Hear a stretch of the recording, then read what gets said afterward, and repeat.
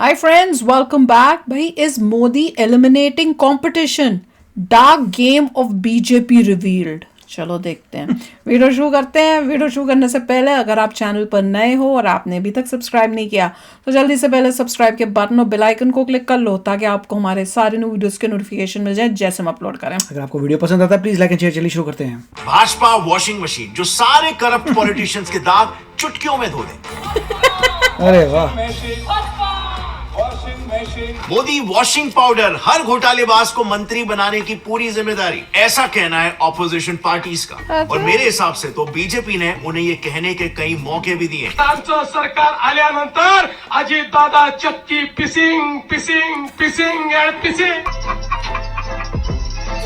Same allegations लगे हैं आसाम के सीएम हेमंत बिस्वा शर्मा जी पर भी, जो 22 साल कांग्रेस पार्टी में रहे। 2013 में इन पर सीबीआई जांच बैठी, लेकिन ऑपोजिशन का कहना है कि 2015 में इनके बीजेपी ज्वाइन करते ही केस खत्म। और बाय द वे, कोई छोटे मोटे लीडर्स नहीं है, ये सब एक टाइम पर ऑपोजिशन पार्टीज के टॉप लीडर्स थे जो आज बीजेपी के प्रोमिनेंट लीडर्स बन चुके हैं। इनफैक्ट 2014 से 2021 तक ऐसे 253 कैंडिडेट्स हैं जो अपनी अपनी पार्टीज के एमएलए या एमपी पोजीशंस को छोड़कर बीजेपी ज्वाइन कर चुके हैं। अब इसमें प्रॉब्लम क्या है? वेल, खुद कांग्रेस लीडर मल्लिकार्जुन खड़गे का यह कहना है कि आखिरी चुनाव है, इस बार मोदी अगर फिर से आए तो इसके बाद से ना ही चुनाव होंगे और ना ही देश में लोकतंत्र बचेगा। भारत तो में तानाशाही शुरू हो जाएगी। ये आखिरी चुनाव है। सभी लोग ऐसे कहते हैं। फिर से आए तो नई चुनाव होंगे, नहीं करने देगा और डिक्टेटरशिप आएगी। लेकिन सिर्फ कांग्रेस लीडर्स का ऐसा कहना नहीं है। 5 फरवरी 2024 को खुद पीएम मोदी ने पार्लियामेंट में ओपनली स्टेटमेंट दे दिया कि उनकी सरकार का थर्ड टर्म आने में ज्यादा से ज्यादा वो तो है। 125 दिन बाकी है। अब हमारी सरकार का तीसरा कार्यकाल भी बहुत दूर नहीं है और इस बार तो बीजेपी 370 सीट से भी ज्यादा सीट से जीतने 400 वाली पार। है। एनडीए को तो 400 पार कर पाई के रहेगा। आखिर में इतना कॉन्फिडेंस कैसे? क्या बीजेपी के पास वाकई में कोई मास्टर स्ट्रैटेजी है जिससे वो एक एक करके सारे विपक्षों को खत्म कर रही है, उनके नेताओं को अपने पार्टी में शामिल करके? अब अगर बीजेपी शामिल भी करना चाहे तो भी वो नेता क्यों बीजेपी में शामिल हो भी रहे? क्या उन्हें कोई घूस दे रहा है या फिर उन पर वाकई में सेंट्रल एजेंसीज के थ्रू दबाव डालकर उन्हें धमकाया जा रहा है? आज हम ये सब कुछ इन डिटेल जानेंगे। बीजेपी की स्ट्रैटेजी क्या है? अब तक हमारे एनालिसिस के हिसाब से बीजेपी 3 तरीकों से नेताओं को अपने साथ जुड़ने पर मजबूर कर रही है। लेकिन सवाल यह भी उठता है कि फिर क्या ऑपोजिशन पार्टीज दूध के धुले हुए? Is everything truly fair in love, war and politics? ये ऑपोजिशन पार्टीज जो बीजेपी पर आरोप लगा रहे हैं, क्या उन्होंने ये कारनामे कभी नहीं किए? Congress, Aam Aadmi Party, TMC, Shivsena and of course BJP. आज हम इन सारे पार्टीज की कुंडलियां खोलकर वो राज सामने लाएंगे जो यूजुअली मीडिया चैनल्स आपको नहीं बताते। आज हम इस वीडियो में एक टोटली अनबायस्ड और रियल पॉलिटिकल सिनेरियो आप सभी के सामने रखेंगे ताकि आप भी समझ सको कि गहराई में पॉलिटिक्स आखिर क्या है और पॉलिटिशियंस को क्या क्या दांवपेच खेलने पड़ते हैं। और ये सब देखकर मे बी आप ये समझ पाओ कि क्यों मोस्ट ऑफ द पॉलिटिशियंस को दोगला कहा जाता है। और अंत में हम हमारे एनालिसिस से ये भी कंक्लूड करेंगे कि क्या इंडिया के करंट पॉलिटिकल सिनेरियो में वाकई में डेमोक्रेसी खतरे में है क्या? So let's start right away with the most burning question, is BJP truly killing competition? दोस्तों, आपने ये देखा होगा कि आजकल मीडिया में ये नैरेटिव काफी वायरल हो रहा है कि जल्द ही जल्द इंडिया में वन पार्टी रूल आने वाला है और डेमोक्रेसी खत्म होकर तानाशाही शुरू होने वाली है। ये एलिगेशंस आपको ऑलमोस्ट हर ऑपोजिशन पार्टी से मिल जाएंगे जिसमें वो बीजेपी को कंडेम कर रहे हैं अनफेयर तरीकों से उनके नेताओं को चुराने के लिए। अब अगर हम वो सारे नेताओं की हिस्ट्री देखें जिन्होंने भी अपने पार्टीज को छोड़कर बीजेपी ज्वाइन किया है तो इतना तो समझ में आ जाता है कि बीजेपी को ये लोग 3 वजहों से ज्वाइन कर रहे हैं। पहली टैक्टिक है हॉर्स ट्रेडिंग। साल 2014 बीजेपी पार्टी की हिस्ट्री का वो सुनहरा साल था जब बीजेपी 1 दशक के बाद फिर से पावर में आई थी, यानी कि रूलिंग पार्टी बनी थी। बट क्या बीजेपी की जीत के जिम्मेदार सिर्फ और सिर्फ उनकी अच्छी इमेज थी? अकॉर्डिंग टू ऑपोजिशन पार्टीज, बिल्कुल भी नहीं।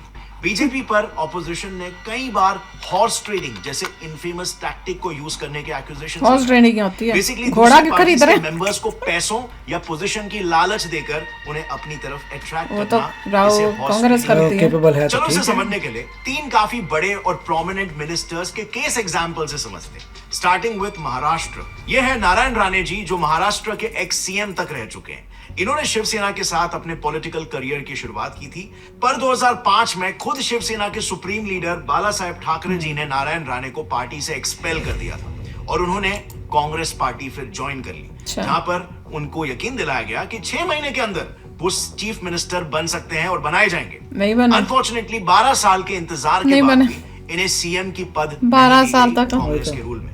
बट इस पूरे दौर में महाराष्ट्र के रत्नागिरी रीजन में उन्होंने एक अपनी स्ट्रॉन्ग पॉलिटिकल होल्ड बना ली।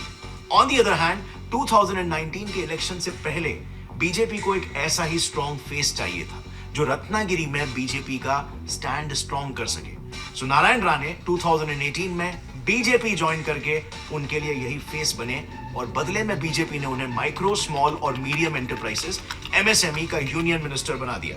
अब मध्य प्रदेश के मिनिस्टर ज्योतिरादित्य सिंधिया के केस में भी आपको ऐसी ही इन लोगों को तो कोई अपॉर्चुनिटी नहीं मिल रही थी काम करने के बाद राव सिंधिया और ये खुद कांग्रेस के नेता थे। इनका पूरे मध्य प्रदेश के पॉलिटिक्स में एक बहुत ही स्ट्रॉन्ग होल्ड था। इसके बावजूद कांग्रेस पार्टी में इन्हें मनचाही पोजीशन पाने में बहुत परेशानी हो रही थी। So here also comes BJP to the rescue, जिन्होंने इनके एमपी पॉलिटिक्स पर स्ट्रॉन्ग होल्ड को लेवरेज करने के लिए इन्हें स्टील और सिविल एविएशन मिनिस्ट्री देने का ऑफर किया। अब यह स्ट्रैटेजी इतनी सक्सेसफुल रही कि ज्योतिरादित्य, जो कई दशकों से बीजेपी के विद्रोह में बोल रहे थे, मैं मोदी जी और उनकी सरकार को कहना चाहता हूं कि कांग्रेस पार्टी का एक एक सांसद और कार्यकर्ता न कभी झुका है। हमारे गर्दन कट जाए लेकिन हम झुकेंगे नहीं, ये एक संदेश हम इस अधिवेशन से भेजना चाहते हैं। वो खुद तो बीजेपी के पास गई लेकिन अपने साथ साथ 22 MLAs को भी लेकर।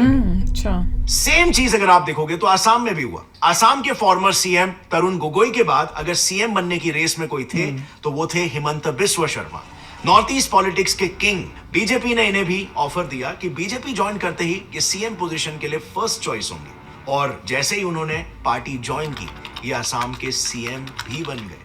और अभी हाल ही में हमने इनके ऊपर एक वीडियो भी बनाया था कि इनका स्टैंड, इनकी आइडियोलॉजी भी बहुत ही ज्यादा प्रो बीजेपी हो गई ऑल ऑफ अ सडन।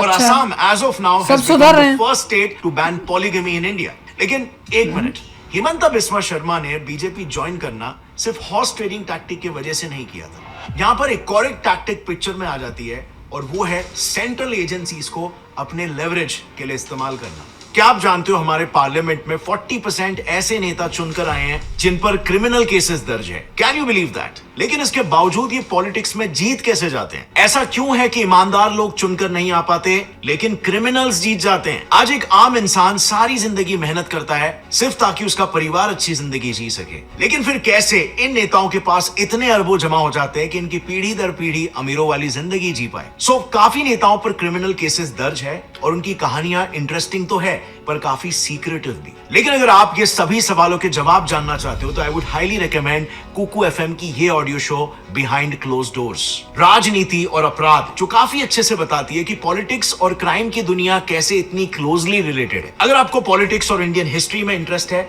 तो आप इजीली कुछ काम करते समय या वर्कआउट करते वक्त इसे सुन सकते हो। नीचे डिस्क्रिप्शन में मैंने 50% ऑफ का कूपन कोड भी डाल दिया है, गौरव50, जिससे आपको एक पूरे महीने का सब्सक्रिप्शन सिर्फ 49 रुपीज में मिल जाएगा। ये सब्सक्रिप्शन सिर्फ फर्स्ट मंथ के लिए ही वैलिड है और लिमिटेड है, और इसीलिए जल्दी अवेल करना। और अब लौट आते हैं वापस से हमारे टॉपिक पे, क्योंकि पॉलिटिक्स में क्राइम काफी कॉमन है और इसीलिए आपने देखा होगा, एक तो वो ये करते हैं कि अगर किसी और की सरकार बन जाए बीजेपी के अलावा तो उसके सारे नेताओं के ऊपर ईडी और सीबीआई छोड़ देते हैं। तुम तो दूध ले हो। ইনকাম ট্যাক্স প্রথমে ইডিকে পাঠিয়েছে, তারপরে তার বন্ধু বিজেপি ঢুকেছে ইডিকে সাথে নিয়ে। अब देखो ऑपोजिशन ना किसी भी पार्टी की हो, आम आदमी पार्टी, कांग्रेस, टीएमसी, जो भी, सबके मुंह से आपने एक बात बार बार सुनी होगी कि बीजेपी एक वॉशिंग मशीन की तरह है जो सारे भ्रष्ट नेताओं के पाप तो तुम भी ज्वाइन कर लो ना, तुमसे ज्यादा भ्रष्ट तो कोई भी नहीं है। मीडिया में भी ये नैरेटिव काफी हद तक फैला हुआ है। The moment you switch over to the BJP, the cases against you get withdrawn, whether it's Suvendu Adhikari or Hemanta Biswa Sarma or Digambar Kamath, Pratap Sarnaik in Maharashtra. दूसरी पॉलिटिकल पार्टीज के top leaders जैसे Mamata Banerjee for example कुछ दिन पहले ही BJP पर इल्जाम लगाई थी कि वो ईडी को एक पॉलिटिकल वेपन की तरह इस्तेमाल कर रहे हैं। एंड कांग्रेस गलत ने काम तो मत करो। सीधे कह दिया था कि एजेंसीज और कुछ नहीं, बस बीजेपी का विपक्ष मिटाओ सेल है। अब ऐसा नैरेटिव भी इसीलिए बिल्ड हुआ क्योंकि काफी केसेस में ऐसे देखने को मिला है कि जिन भी लीडर्स पर सीबीआई ईडी का केस था, जैसे ही उन्होंने बीजेपी ज्वाइन किया उनके केसेस स्लो हो गए और कुछ सालों में ऑलमोस्ट बंद। हालांकि इन सारे पॉइंट्स पर बीजेपी के साइड की क्या स्टोरी है, उनके क्या काउंटर आर्ग्यूमेंट्स है, वो भी हम डिस्कस करेंगे ताकि आपको दोनों पहलू समझ में आए। लेकिन फिलहाल हिमंत बिस्वा शर्मा पर वापस से आते हैं। सो क्या बीजेपी वाकई में ईडी और सीबीआई जैसे सेंट्रल एजेंसीज की हेल्प से लोगों को डराकर अपने पॉलिटिकल कोई ना। स्टैंड को स्ट्रॉन्ग कर रही जी है? ना। वेल, हिमंत बिस्वा शर्मा के केस को थोड़ा सा डिटेल में समझते हैं। साल 2013 में पूरा इंडिया शारदा स्कैम की बात कर रहा था। वो स्कैम जिसमें इन्वेस्ट करने वाले लोगों को उनके इन्वेस्टेड अमाउंट्स पर हाई रिटर्न्स प्रॉमिस किए थे, लेकिन उनके सारे पैसे डूब गए। लोगों का गुस्सा फूट पड़ा है। कोलकाता की सड़कों पे उतर के निवेशक जो हैं, जिन्होंने इस समूह में पैसा लगाया है, जो इन्वेस्टर हैं, तब ये कांग्रेस वो अपना में गुस्सा था जाहिर कर रहे हैं यहाँ पे। और इसके वजह से 200 इन्वेस्टर्स ने सुइसाइड तक कर लिया था। और इस पूरे स्कैम के सेंटर में थे हिमंत बिस्वा शर्मा, क्योंकि उनके ऊपर ही एलिगेशंस लगे थे कि वो इस स्कैम में इन्वॉल्व थे, जिस इन्वॉल्वमेंट की वजह से सीबीआई बार बार उन्हें अपने ऑफिस के चक्कर लगवा रही थी। Himanta Biswa Sarma, who's reached the CBI office in Kolkata, he will be questioned in connection with the Sardha chit fund scam. लेकिन 2015 में जैसे ही उन्होंने बीजेपी ज्वाइन किया और उन्होंने अपने साथ 9 और कांग्रेस एमएलएस को भी बीजेपी ज्वाइन करवाया, 4 सालों तक कोई कार्रवाई नहीं हुई और 2019 को ये केस हिमंत जी के खिलाफ बंद हो गया। इनफैक्ट अमित शाह जी के एक इंटरव्यू में जब रिपोर्टर्स ने उनसे ये सवाल किया कि हिमंत बिस्वा शर्मा भ्रष्टाचारी थे या नहीं, तो उन्होंने भी बात को अवॉइड कर लिया। हिमंत शर्मा जी करप्ट थे या नहीं थे? चलो भैया जी, मैं जवाब देना नहीं चाहता इसका, इस तरह से क्वेश्चन नहीं करते। एंड नॉट सो सरप्राइजिंगली यही सेम पैटर्न और भी कई टॉप लीडर्स के साथ हुआ है। महाराष्ट्र में हमेशा से स्टेट पार्टीज यानी कि लोकल पार्टीज जैसे एनसीपी और शिवसेना स्ट्रॉन्गेस्ट पॉलिटिकल पार्टीज रही है, बट आज आप देखोगे कि दोनों भी पार्टीज के टॉप लीडर्स ने अपनी अपनी पार्टीज को छोड़कर बीजेपी को ज्वाइन कर लिया है। जैसे नेशनलिस्ट कांग्रेस पार्टी एनसीपी के अजीत पवार, एनसीपी में शरद पवार के बाद नंबर 2 पोजीशन होल्ड करने वाले अजीत पवार ही थे और ईडी इन्हें एक नहीं बल्कि कई घोटालों के लिए इन्वेस्टिगेट कर रही, जिसमें सबसे बड़े एलिगेशंस थे 70,000 करोड़ के इरिगेशन स्कैम और महाराष्ट्र स्टेट कोऑपरेटिव बैंक के fraud. Story this morning, trouble mounts for Maharashtra Deputy Chief Minister Ajit Pawar in the cooperative bank scam. जिन केसेस को लेकर महाराष्ट्र के फॉर्मर सीएम देवेंद्र फडणवीस ने पब्लिकली ये स्टेटमेंट भी दिया था, जिसका ही ये मीम वायरल हो गया था। तर आमचं सरकार आल्यानंतर अजित दादा चक्की pissing pissing pissing and pissing. लेकिन 2 जुलाई 2023 को जैसे ही अजीत पवार ने महाराष्ट्र में बीजेपी और शिवसेना वाली गवर्नमेंट से हाथ मिलाया, वैसे ही तुरंत देवेंद्र फडणवीस जी ने सब कुछ भुलाकर उनके साथ डिप्यूटी सीएम की चेयर शेयर कर ली। और अगेन वही सेम चीज देखने मिली कि जनवरी 2024 में ईडी ने अजीत पवार को 25 साल पुराने केस से सिर्फ 6 महीनों में ही बरी कर दिया। शिवसेना के प्रताप सरनाइक के साथ तो कॉमेडी हो गया। प्रताप महाराष्ट्र के करंट सीएम एकनाथ शिंदे के क्लोजेस्ट एड है, जो भी 2020 में ईडी के रेडार पर थे और बार बार ईडी ऑफिस के चक्कर लगा रहे थे। इन पर इल्जाम था कि 2020 में टॉप्स ग्रुप को एक गवर्नमेंट प्रोजेक्ट देकर इन्होंने 7 करोड़ की रिश्वत ली है। लेकिन 2022 में इनके बीजेपी से जुड़ते ही सिर्फ 2 महीने बाद केस बंद हो गया। And can you guess ED के इकोनॉमिक ऑफेंसेस विंग ने केस क्लोज करने का रीजन क्या दिया? ये पूरा केस सिर्फ एक गलती थी। फिर यही सेम पैटर्न आपको वेस्ट बंगाल पॉलिटिक्स में भी दिख जाएगा। तो ममता को राहुल को बोलो ज्वाइन कर ले बीजेपी मेंबर और बंगाल सीएम कौन है, केजरीवाल को भी एसोसिएट थे। नारदा स्टिंग केस में इन पर एफआईआर हुआ और 2016 में सीबीआई ने इनसे सवाल किए। सो बेसिकली नारदा न्यूज ने 2014 में एक स्टिंग ऑपरेशन किया था, जिसमें सुवेंदु के साथ और 2 से 3 टीएमसी के मिनिस्टर्स एक कंपनी से रिश्वत ले रहे थे। लेकिन इस नारदा न्यूज ने ये स्टिंग ऑपरेशन 2016 बंगाल इलेक्शंस के वक्त पब्लिक किया, जो काफी वायरल हो गया।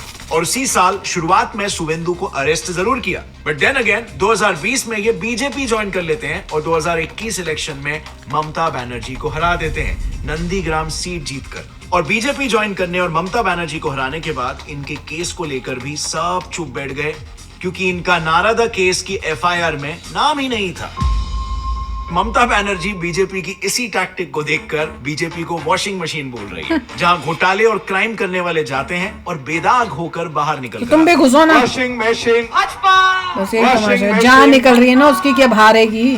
सो बेसिकली नहीं अगर मैं बनेगी, सम अप करूं इंडिया तो नहीं चला बीजेपी पर इनका। एलिगेशंस है कि वो अपनी पहली टैक्टिक में पैसे और पोजीशन का लालच देकर टॉप लीडर्स को अपनी पार्टी का मेंबर बना रहे, और अगर वो लीडर्स इसके बाद भी नहीं मान रहे तो वो दूसरे तरीके से सेंट्रल एजेंसीज की मदद से इन लीडर्स को अपनी पार्टी में आने के लिए फोर्स कर रहे हैं। अब जैसे कि मैंने कहा, हर केस को लॉजिकली समझने के लिए आपके पास दोनों साइड का पर्सपेक्टिव होना चाहिए। सो अब ये देखते हैं कि बीजेपी का अपने इन एलिगेशंस पर क्या काउंटर आर्ग्यूमेंट है, क्योंकि इन्हीं सवालों पर हमेशा बीजेपी को ग्रिल किया जाता है मीडिया में भी। सो इंडिया टुडे के एक इंटरव्यू में न्यूज एंकर राजदीप सरदेसाई ने BJP spokesperson Shehzad Poonawalla से एक क्वेश्चन किया, ऐसा क्यों होता है कि ऑपोजिशन कैंडिडेट के बीजेपी ज्वाइन करते ही उसके अगेंस्ट जो भी केसेस हो उन्हें विड्रॉ कर लिया जाता है। इस पर शहजाद जी ने 2 आर्टिकल्स बताए। पहला आर्टिकल खुद इंडिया टुडे का था, जिसमें ईडी ने बॉम्बे हाई कोर्ट से टॉप्स ग्रुप केस क्लोजर के अगेंस्ट प्ली किया था। प्रताप सरनाइक जब उद्धव सेना में थे, एमवीए की सरकार मतलब उद्धव जी की सरकार थी, उनके ऊपर एक केस चल रहा था। उद्धव जी की सरकार ने मुंबई पुलिस के द्वारा ईओडब्ल्यू इकोनॉमिक ऑफेंसेस विंग से रिपोर्ट डलवाई कि इनका पूरा केस गलत है, इनके ऊपर कोई केस नहीं है। उनकी सरकार ईडी हाईकोर्ट के सामने खड़ी होकर कहती है कि उस समय जो पुलिस ने रिपोर्ट दी थी वो गलत है, प्रताप सरनाइक पर केस चलेगा। यही मोदी जी की गारंटी है। ED plea in Bombay high court against closure of tops group case by Mumbai police. यानी कि मुंबई पुलिस ने प्रताप सरनाइक का केस क्लोज किया था, ना कि ईडी ने, क्योंकि ईडी तो इस केस के क्लोज होने के अगेंस्ट थी। दूसरी रिपोर्ट थी हेमंत बिस्वा शर्मा की, जिन्होंने बीजेपी 2015 में ज्वाइन किया था, बट 2018 तक सीबीआई उनसे सवाल जवाब कर रही थी। You said Himanta Biswa Sarma. Let me show you one more fact of Himanta Biswa Sarma. Here, despite him joining the BJP, he was grilled by the CBI. और 2019 तक भी सीबीआई को इनके खिलाफ कोई पुख्ता सबूत नहीं मिले, और इसीलिए 2019 में सीबीआई ने यह कहा कि हेमंत जी के खिलाफ कोई सबूत नहीं मिले, बट वो केस अभी भी शुरू है। दूसरा काउंटर बीजेपी की तरफ से यह रहता है कि आपको ऐसे मल्टीपल लीडर्स मिलेंगे जो खुद बीजेपी से है, बट फिर भी उन पर ईडी से लेकर सीबीआई के केसेस है। लक्ष्मीकांत शर्मा मध्य प्रदेश के एजुकेशन मिनिस्टर थे, जिनके ऊपर एलिगेशंस है कि उन्होंने एजुकेशन डिपार्टमेंट में घोटाले किए, और 2013 में सीबीआई ने इन पर जांच शुरू कर दी थी, जब ऑलरेडी ये बीजेपी गवर्नमेंट के ही मिनिस्टर थे। फिर बीजेपी एमएलए मोहित काम्बोज, इनके खिलाफ 2020 में सीबीआई ने 67 करोड़ के बैंक फ्रॉड का केस फाइल किया था। सूरत के farmer BJP vice president PVS Sharma, जो पहले इनकम टैक्स डिपार्टमेंट में काम करते थे, उन पर भी ईडी ने मनी लॉन्ड्रिंग केस में रेड कंडक्ट किया था और 2.7 करोड़ रिकवर भी किया था। अजीत पवार के आने के बाद से उनके ऊपर जो आरोप लगा है करप्शन का, उसके ऊपर आपकी पार्टी कुछ करेगी या नहीं करेगी? हमारी पार्टी का स्टैंड बिल्कुल क्लियर है। किसी पर भी कोई भी आरोप हो, केस हो, वो जैसे है वैसे ही चलता रहे। So you're saying the cases will continue? I'm saying why I lie. I'll tell you the reason. Because ये सब anti-BJP in the heat of वाले हैं। political statements, lot of statements are made back and forth. Somebody may call me corrupt, I may call somebody corrupt. The one thing we all rely upon is a court judgment. So basically BJP का defence है कि वो अलग अलग parties के नेताओं के साथ अलायंसेस जरूर करते हैं, लेकिन उनके ऊपर पैरेलली केसेस जरूर चालू रहते हैं। अगर जुडिशियल प्रोसीडिंग्स के थ्रू वो गिल्टी पाए जाए तो उन्हें सजा जरूर मिलेगी। सो ये तो हुए कुछ पॉलिटिकल स्ट्रैटेजीज जो एक्चुअली हर एक सरकार करती ही है। हम आगे इस मुद्दे को और भी डिटेल में कवर करेंगे कि कैसे बाकी के सरकारों ने भी इन्हीं टैक्टिक्स का इस्तेमाल किया है, और आज यही बीजेपी पर उंगली उठा है। लेकिन coming to BJP tactics, BJP इनके अलावा अपना तीसरा सबसे बड़ा हथियार माइंड गेम्स यानी साइकोलॉजिकल टैक्टिक्स को भी यूज कर रही है, जिसे मेरे हिसाब से आम इंसान तो क्या, शायद पॉलिटिकल पार्टीज भी नहीं समझ पा रहे। एंड द नास्टियर पार्ट इज कि बीजेपी ये साइकोलॉजिकल गेम 2014 इलेक्शन जीतने से पहले से ही खेल रही थी। काफी इंटरेस्टिंग है, चलो समझते हैं। एक काम करना, आप यूट्यूब पर जाओ और वहां पर राहुल गांधी लिखो, आपको उनके न्यूज और स्पीचेस के सजेशंस कम, बल्कि Rahul Gandhi funny speech, Rahul Gandhi funny moments, Rahul Gandhi comedy और राहुल गांधी सॉन्ग्स जैसे सजेशंस ज्यादा मिलेंगे।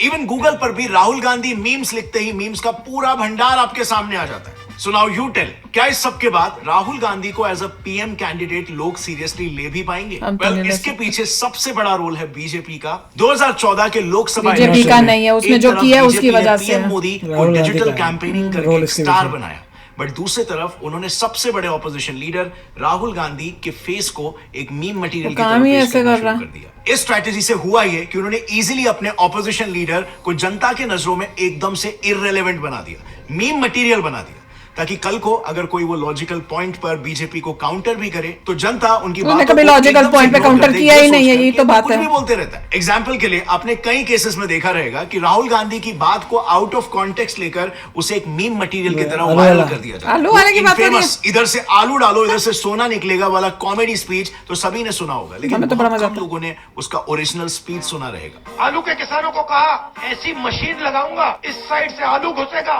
उस साइड से सोना निकलेगा, इतना पैसा बनेगा आपको पता नहीं होगा क्या करना है पैसे को। मेरे शब्द नहीं है, नरेंद्र मोदी जी के शब्द हैं। सो इससे भी उन्होंने किस कॉन्टेक्स्ट में बोला था? बीजेपी ने इंडिया अलायंस के साथ खेला। ये वो अलायंस है जिसे 2023-24 में बनाया इसीलिए गया था ताकि 2024 के इलेक्शन में बीजेपी को सारे ऑपोजिशन पार्टीज मिलकर इलेक्शन में हरा सके। एंड माइंड यू, बीजेपी को हराने के लिए इस अलायंस में इंडिया की ऑलमोस्ट हर major political parties, in total to be precise 27 parties एक साथ जुड़ी थी। और इन्हीं पार्टीज में से एक बड़े चेहरे थे इंडिया अलायंस के फाउंडर नीतीश कुमार, जिन्हें इस पूरे अलायंस का मास्टरमाइंड तक माना जा रहा था। बट बीजेपी ने बड़े ही स्मार्टली अपने फर्स्ट टाइम इस्तेमाल करके नीतीश कुमार को ही अपने तरफ कर लिया। और इसका साइकोलॉजिकल इम्पैक्ट ये हुआ कि मास्टरमाइंड के पार्टी बदलते ही अब इस अलायंस में कोई रहना ही नहीं चाहता था।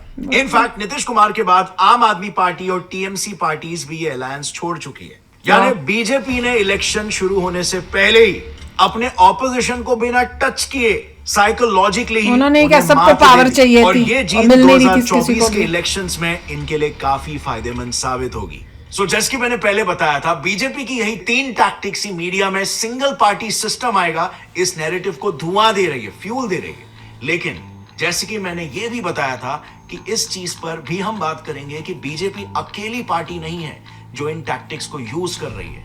हमारे एनालिसिस के हिसाब से हर political party, you name it, इस टाइप के टैक्टिक्स को पावर में बने रहने के लिए यूज कर चुकी है, करती आई है और मौका मिलते ही करती है। भाई हर पॉलिटिकल पार्टी ने ये किया है और बीजेपी कोई उनको वो खुद आ रहे हैं, कोई बीजेपी उनको गन पॉइंट पे नहीं बोलती कि तुम आओ। और आईएनडीए जो था वो इसलिए ब्रेक, वो तो शुरू से हमें पता था ब्रेक होगा, जब बना था हम लोग तभी उसको रोस्ट करते थे। हमने कहा था इसका आई और एन और वो सारा एक एक लेटर इधर उधर जाएगा। पुरानी वीडियोस जाके आप देख लो, जैसी वो बनी थी हम इतना हंसे थे इसके ऊपर। ये पॉलिटिक्स है, पॉलिटिक्स में ऐसा ही होता है। मेन पॉइंट ये है कि बीजेपी बहुत अच्छा कार्य करी है, देश का भला हो रहा है और उन्होंने अपनी पूरी जो जितनी भी पॉलिटिक्स जो होती है उन्होंने पॉलिटिक्स करी है जीतने के लिए।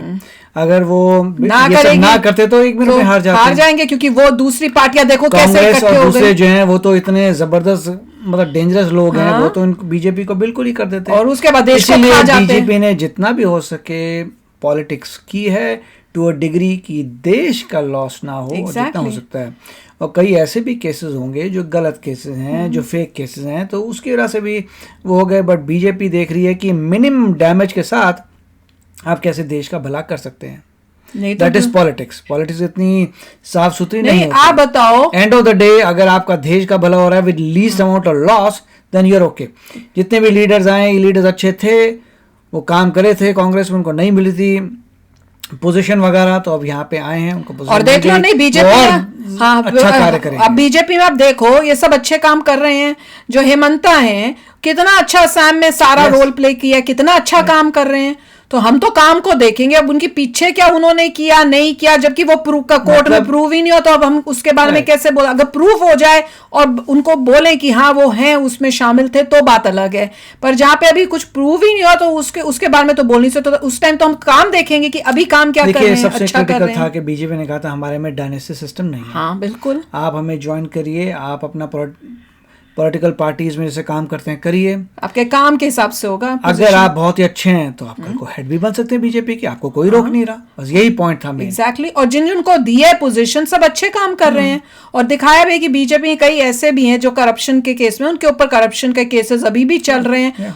जबकि बीजेपी पावर में थी, तब जब वो पावर में थी तब ईडी ने उनके ऊपर केसेस किए हैं और वो चल रहे हैं। कईयों को उनके ऊपर केसेस जो थे प्रूव किए तो उनको बीजेपी से निकाला नहीं गया, कहीं नहीं हो पाए। तो एग्जैक्टली तो ये तो बात है नहीं कि बीजेपी कोई गलत पॉलिटिक्स इज पॉलिटिक्स और पॉलिटिक्स अमाउंट ऑफ डैमेज करके जो बेस्ट देश का भला हुआ उसके हिसाब से चला है बीजेपी। और मोदी जी को वोट इसलिए मिलेगा, बीजेपी को वोट इसलिए मिलेगा क्योंकि उन्होंने अपने टर्म में प्रूव किया कि वो और राहुल गांधी के ऊपर हमने बीजेपी ने जानबूझ के मीम्स बनाए, वो उसके अगले बंदे की अपना है, कैसे वो बोलता है, कैसे कंडक्ट करता है, कैसे इंटरव्यूज देता है, क्या उसके थॉट है, डिबेट में कैसा परफॉर्म करता है, परफॉर्मेंस पे है। एग्जैक्टली अभी हम कोई किसी को ऐसे बना नहीं सकता अनलेस तुम्हारी परफॉर्मेंस बुरी है। तुम्हारी परफॉर्मेंस बुरी है इसलिए हालत ये है, तुमने वो बातें की है इसलिए तुम्हारी वो हो रही है। अब हमने वो कल ही तो की थी जो फर्स्ट डिबेट और लास्ट डिबेट अर्नब गोस्वामी की, अब वहां पे तो बीजेपी का तो कोई गेम नहीं था, उससे बार बार जितने भी क्वेश्चन नहीं, तुम्हें क्वेश्चन ही नहीं, तुम उसके आंसर्स दे रहे, तो ऐसे लग रहा है तुम्हें क्वेश्चन समझ ही नहीं आ रहा, वो बार बार अर्नब तुमसे वही क्वेश्चन पूछ रहा है,